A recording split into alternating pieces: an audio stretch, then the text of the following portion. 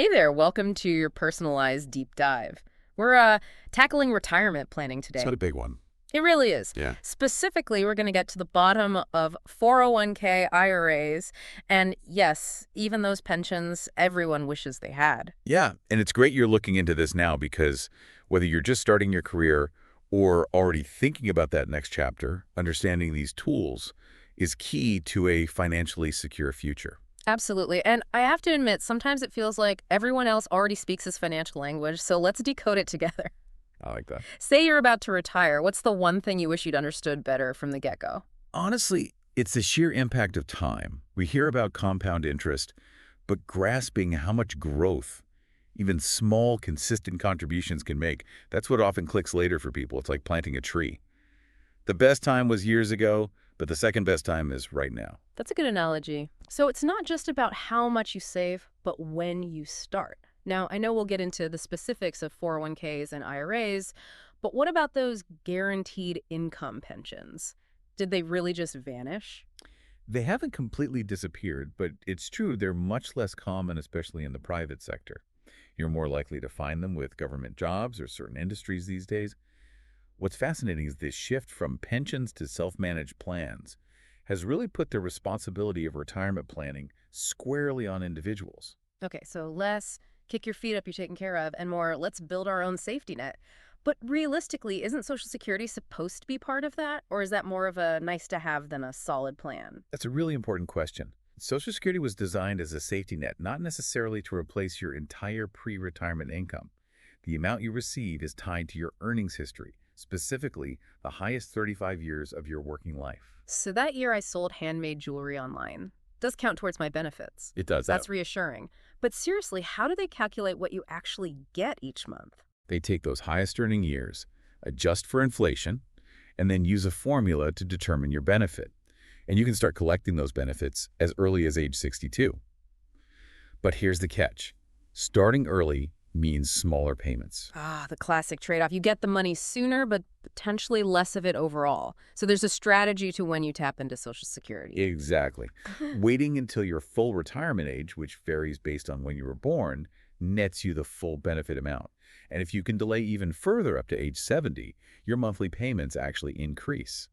It incentivizes delaying gratification, which can be tough, but financially savvy. So Social Security, helpful, but not a full solution. Pensions, potentially awesome, but increasingly rare. It's starting to feel like we need to be proactive about building our own retirement nest egg. You're spot on. And that's where those 401ks and IRAs come into play. Okay. They're powerful tools for growing your savings with some potential tax advantages along the way. Okay, tax advantages have my attention, but let's be real, most of us aren't finance gurus. Let's break down these 401ks first. What are they and how do they actually work? Think of a 401k like a special savings account designed specifically for retirement. Okay. It's usually offered through your employer, Mhm. and the beauty of it is that the money you contribute often comes directly out of your paycheck. So it's like automating your savings, which is probably a good thing for those of us who, Yes. struggle to resist a good impulse purchase. Exactly. And the money you contribute to a traditional 401k comes out of your paycheck pre-tax. So this means you're lowering your taxable income for the year, Okay. which can lead to some nice tax savings. Okay, that's huge. So I'm putting money aside for the future, A&D, potentially lowering my tax bill in the present. I'm liking the sound of this. It gets even better. The money in your 401k grows tax deferred, Okay. meaning you won't pay taxes on any of the investment gains until you withdraw the money in retirement. Gotcha. So it's like a tax shelter for my retirement savings. Exactly. That's brilliant. But you mentioned employer matching earlier. Oh, yeah. It sounds almost too good to be true, like finding a $20 bill on the ground. Right. What's the catch? No catch, I promise. Mhm. Many employers offer to match a portion of their employees' 401k contributions as part of their benefits package. Essentially, it's free money that your employer is giving you towards your retirement. Okay, that's incredible. Who wouldn't want free money? How does it work? Do they match every dollar I contribute? It varies from company to company. Some employers might match 50 cents for every dollar you contribute, up to a certain percentage of your salary. Others might offer a dollar-for-dollar match. It's definitely worth checking with your HR department to see what kind of matching program your company offers. I'm making a note to do that right now. This is invaluable information. But what happens to my 401k if I decide to switch jobs? Yeah, that's a question I get a lot. Your 401k is yours. You keep it even if you change jobs. You have a few options. You can leave it with your old employer, roll it over into your new employer's plan, or even move it to a traditional IRA. Okay, that's good to know. It's portable. But we've mentioned traditional 401ks a lot. There's also this mysterious Roth version. What's the difference and which one is the better option? It's not about which one is inherently better. It really boils down to your individual circumstances and tax strategy. With a Roth 401k, you contribute after tax money. Okay. This means you don't get that upfront tax break like you do with the traditional 401k. Okay, so no immediate tax savings. What's the advantage of a Roth 401k then? The magic happens in retirement. Oh, When you start withdrawing from your Roth 401k, those withdrawals, including any investment growth, are completely tax-free. interesting. So with a traditional 401k, I might pay less in taxes now, but with a Roth 401k, I'm setting myself up for tax-free withdrawals later. That's a tough decision. What factors should I consider when deciding between the two? It's a bit of a balancing act. If you anticipate being in a higher tax bracket in retirement, a Roth 401k can be a smart move. But if you need that tax deduction now, a traditional 401k might make more sense. It's all about looking at your current financial situation and projecting into the future. It sounds like it's worth talking to a financial advisor to figure out the best approach. But before we get too far ahead, we've been focusing heavily on 401ks. What about IRAs? They seem to be a popular topic in the retirement planning world, too. Absolutely. IRAs, or individual retirement accounts, are another excellent tool for retirement savings, and they offer some unique advantages over 401ks. Okay, I'm intrigued. What makes IRAs different? First and foremost, you don't need an employer to open an IRA. You can set one up yourself through a bank, brokerage firm, or even a robo-advisor. This gives you a lot more flexibility and control over your investments. I like the sound of that. More control. But like 401ks, there are two main types of IRAs, traditional and Roth. I'm sensing a theme here. You're right, the traditional versus Roth decision pops up again. Hmm. A traditional IRA shares some similarities with a traditional 401k. Your contributions may be tax deductible, meaning you could lower your current taxable income, Okay. and your money grows tax deferred. Okay. But you will pay taxes on the money you withdraw in retirement. Okay, so far it sounds very similar to a traditional 401k. What makes a traditional IRA stand out? One significant advantage is the potential for a wider range of investment options. With a 401k, you're typically limited to the investment choices offered within your employer's plan. But with the traditional IRA, you have the freedom to choose from a much broader universe of investments. Stocks, bonds, mutual funds, you name it. So more flexibility and potentially more control over how my money is invested. I see the appeal. But what about Roth IRAs? Do they follow the same tax-free and retirement concept as Roth 401k? You got it. Okay. Roth IRAs function very similarly to Roth 401k. You contribute after-tax dollars, so there's no immediate tax deduction. However, when you reach retirement and start withdrawing from your Roth IRA, those withdrawals are completely tax-free. There's that beautiful phrase again, tax-free. I'm sensing a pattern here. Right. But similar to Roth 401ks, are there income limitations to be aware of with Roth IRAs? Yes, that's an important factor to consider. Roth IRAs have income limits, meaning if you earn above a certain threshold, you might not be eligible to contribute directly to a Roth IRA. So it's crucial to understand those income limits and see if a Roth IRA aligns with my current financial situation. Yeah. But this raises an interesting question.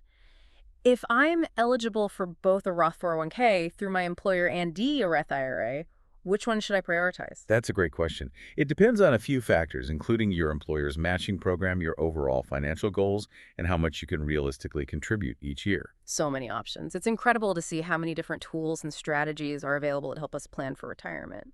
But I have to admit, it can feel a little overwhelming at times. Where do we even begin? You're not alone in feeling that way. It's a lot to process. Yeah. But that's where having a solid understanding of your options and potentially working with a financial advisor can make all the difference. Makes sense. But speaking of feeling overwhelmed, we've talked about a lot of different accounts and contribution limits. Let's get practical for a second. How much should people actually be aiming to save each month for retirement? It's one of the biggest questions, isn't it? It really is, yeah. And I wish there was a magic number, but the truth is it's highly personal. Right. A good starting point is to aim for saving enough to replace around 70–80% of your pre-retirement income. Okay. This assumes you'll still maintain a similar lifestyle after you retire. That makes sense. But lifestyle can mean different things to different people. Totally. Does that factor into how much someone actually needs? Absolutely. Someone who dreams of traveling the world in retirement will likely have different savings goals than someone who envisions a quieter retirement, perhaps focused on hobbies or spending time with family. So step one is envisioning my ideal retirement, which honestly sounds like a fun exercise in itself.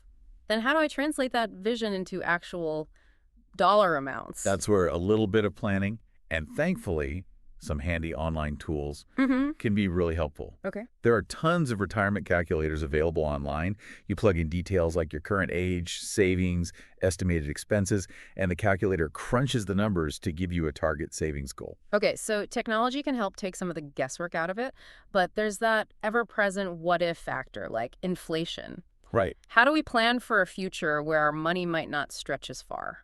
You've hit on a crucial point. Inflation erodes the purchasing power of money over time. Yeah.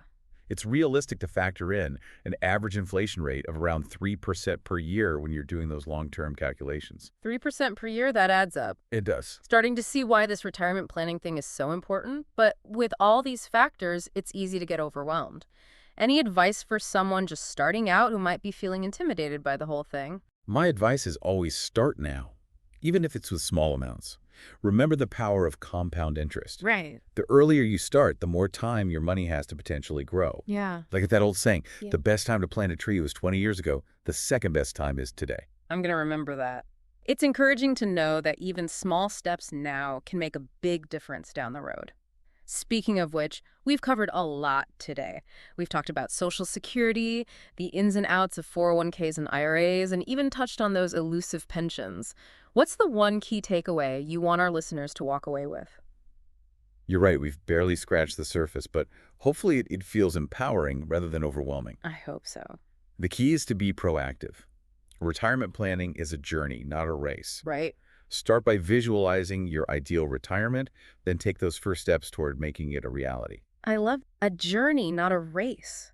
It takes the pressure off. And if things get complicated, remember there are resources available. Financial advisors can provide personalized guidance along the way. Exactly. Don't be afraid to ask for help. And as you continue on this journey, start exploring investment options beyond those employer-sponsored plans. There's a whole world of possibilities out there to help you build a retirement nest egg that aligns with your unique goals. Great point. And on that note, we'll leave you with that final thought to ponder. Retirement planning is about more than just money. It's about crafting the next exciting chapter of your life. So as you're crunching numbers and considering your options, don't forget to dream big about what you want that chapter to look like. Until next time, happy planning.